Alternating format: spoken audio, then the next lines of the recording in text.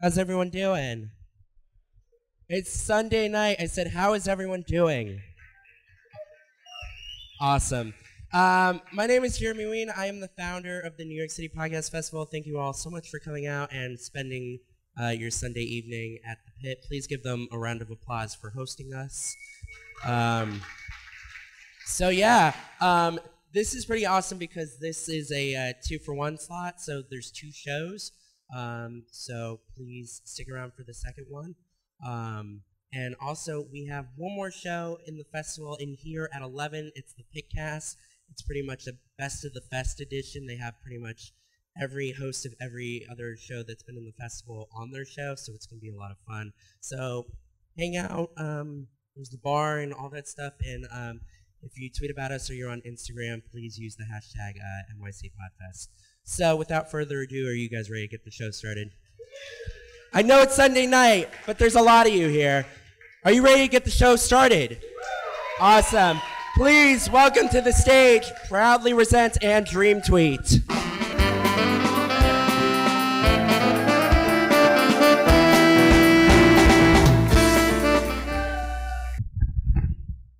So start over? This is being recorded. This is a huge difference. Oh, this is why the jokes didn't work. Thank you very much for coming to No, it's not it. Thank you very much for coming to Proudly Resents, ProudlyResents.com. Now the show's starting. We have a great show. We're going to talk about the movie Birdemic, which, has anyone ever seen Birdemic? I think people in the back might have. All right. So, 2008 film. Maybe we'll talk about it in a bit, but I won't do any jokes. Let's just get into the show. Very excited. Our first guest, I've been doing this podcast for 3 years, and I met a lot of people through it, and this guy, I was a big fan of his movies, and it's just crazy that I know him now in real life. I see him in person. He left me a birthday message, which was mostly him talking about what was going on right now, not about my birthday. But he didn't know me. So let's welcome Eric Schaeffer. Great director.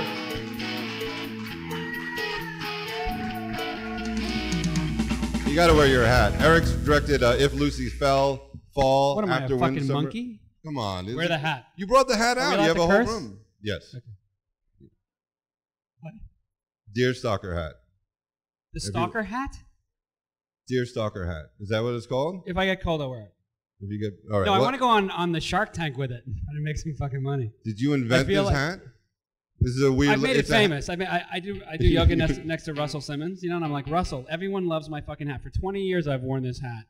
Elle wore it in If Lucy Fell. I've made movies about the fucking. Everyone loves this hat, except a few people that like hate it. Yes. But most people love it. And I was like, Russell, dude, I don't want to make $10 with it. I want to make $1 million. I don't want 40 people to have it. You know what I mean? I either want to make $1 million, like get it into Target. And so I'm like, Russell, you have an infrastructure. Like, what did he say? He's like, what am I going to do with your fucking hat? He's like, I don't want your hat. So you're saying Russell, who's Tommy Hilfiger. I don't even know how he's in my Rolodex, but I'm like, Tommy. What do you have a Rolodex in your pocket? That's really awkward. Tommy Hilfiger. Like, I have a hat. He's like, I don't care about your hat. Just nobody cares. So these guys who make millions of dollars selling clothing, that's what they do for a living and make shitloads of money.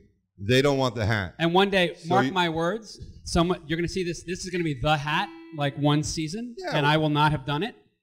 And someone will be making millions, and I'll be really sad. Yeah, because Russell Simmons is wrong and Tommy Hilfiger is wrong. Yeah, but the Shark Tank, Mark Cuban. I want to go on the Shark Tank. There is going to be Celebrity Shark Tank. You guys even know what the Shark Tank is?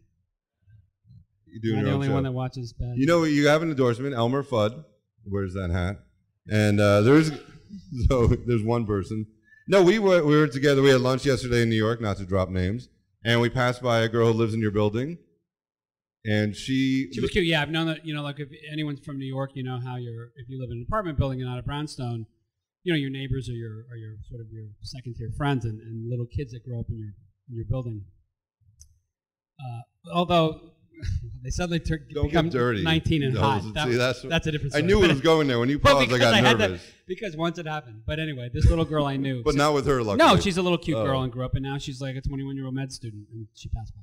And I gave her one of these hats for her 16th birthday. And what happened? She never wore it. Okay, so this thing is going to be huge.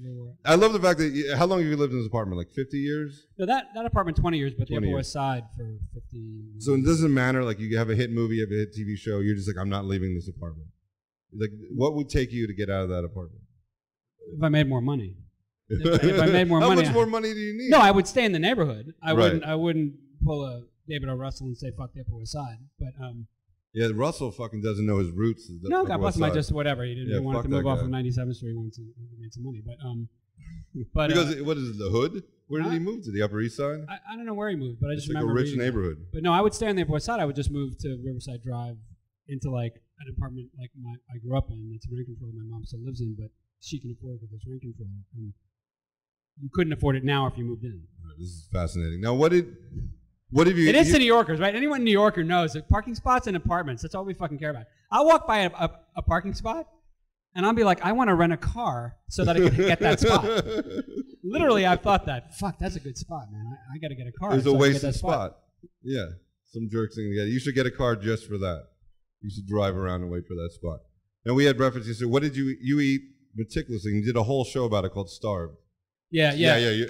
Right? Great show. Dan Pasternak. Dan Pasternak.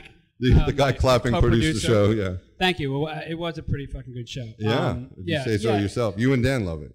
Yeah, well, many people love it. No, I love it. Yeah, I got some people loved it so much I got death threats. What kind of death threats? I got a death threat, man. That's why I have people are like, why do you have an unlisted number? You know, like, and I was like, because I got fucking death threats. What was it for? For Starve. No, what did they say? What bothered them? What are death threats? I'm going to kill you. It's Why? They're I'm not gonna kill you nice. They're because not you- like they don't chat. They're like, the show is about people with eating disorders. I know, but what, it fucks people up, and because it's where you live. It's like your stomach. So why did it upset them so much they wanted to kill you? For people, I mean, people loved it, and I got tremendous love from it. Yeah. But I also got a lot of weird hate from it. Right. And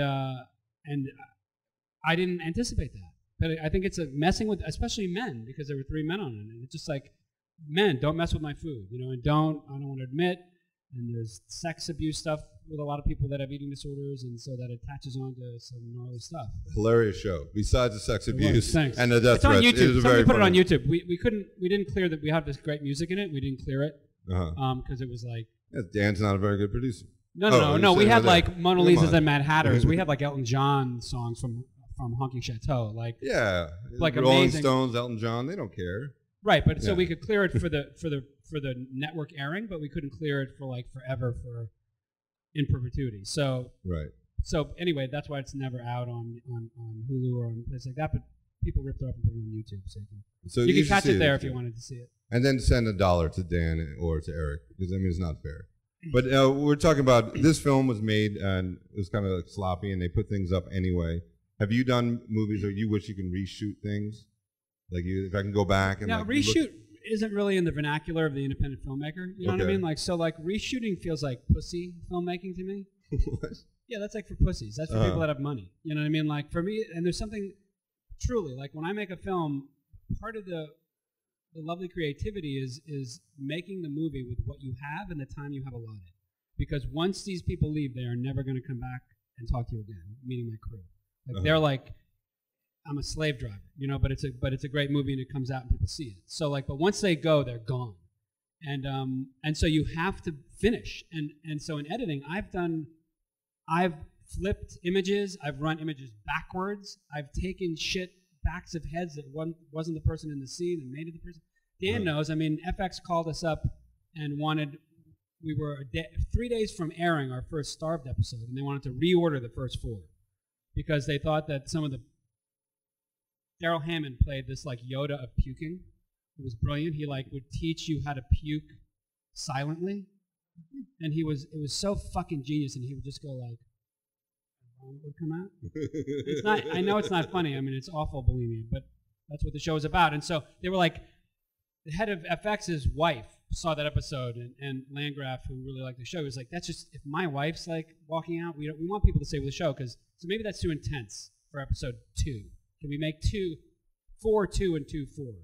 So the point is that I said sure, and we hunkered down and we reordered, but we didn't reshoot anything. So I never reshoot. Have you looked back at a film like, oh my God, that's glaring, I can't believe I missed that? No, I sort of, I don't know, I'm sort of proud of everything that gets done because it's sort of just, it is what it is. I mean.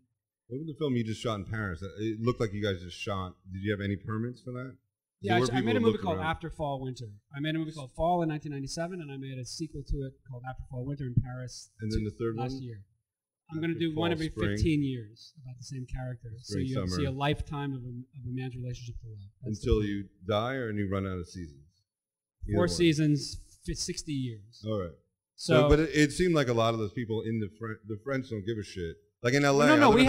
We always have permits, man. We had permits. And people were just looking at the camera, looking at you guys. People just didn't care.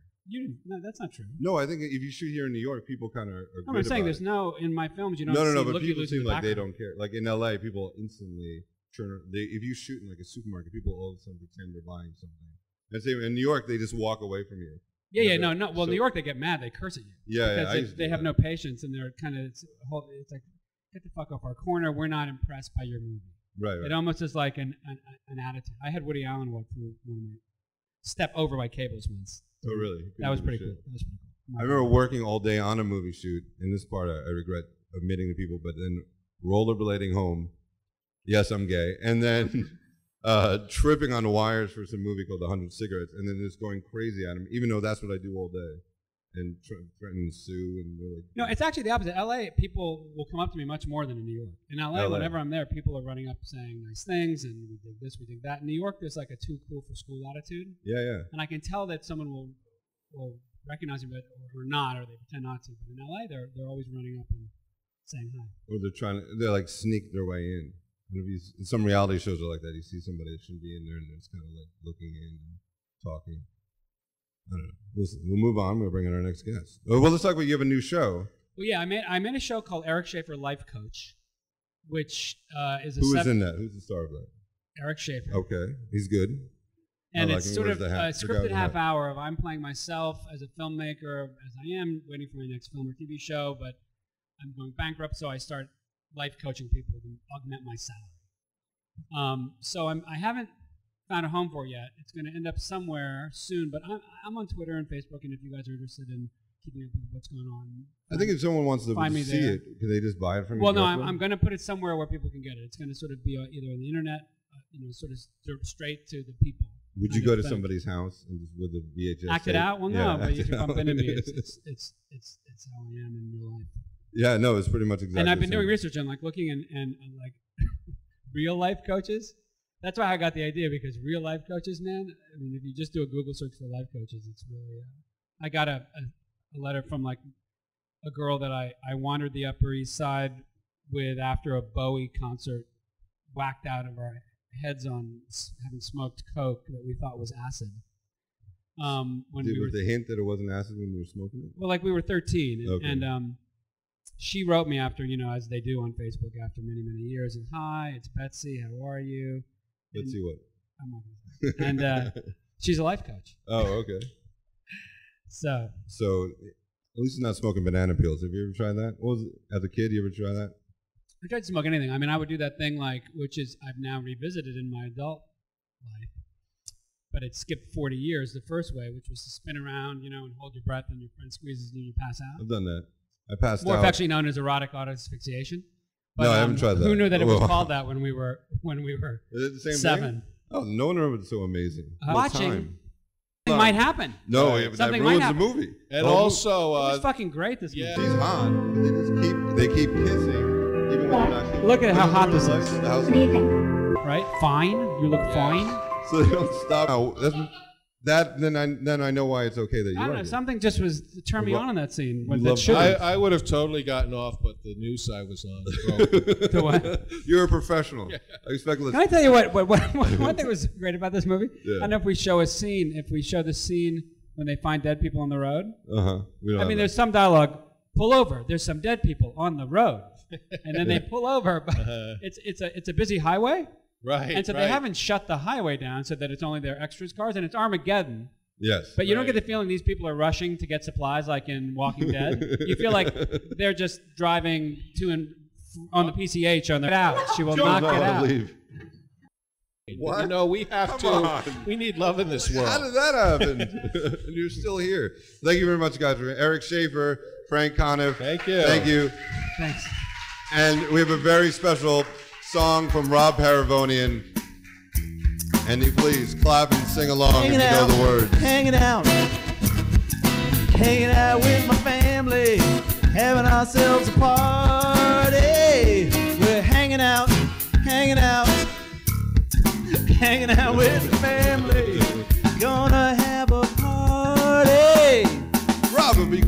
You missed the second verse of that song, Oh, which is come on, let's hear awesome. you sing it, rap it. Oh yeah, young ladies doing their makeup, and brothers can't wait to hook up. Jill Scott's on the radio, and I hear somebody say hello. So Bama starts to dancing, and Grandma starts to prancing to make sure that the fellas don't do any glancing, 'cause we're hanging out, hanging out. All right, Hanging out with the family, having ourselves some fun. Thank you for Jeremy, James, and Kelly in the booth. We're going to have Dream Tweet right now. Take 2 seconds to reset. So hang on one second. You want to play another song, Rob? Thank you.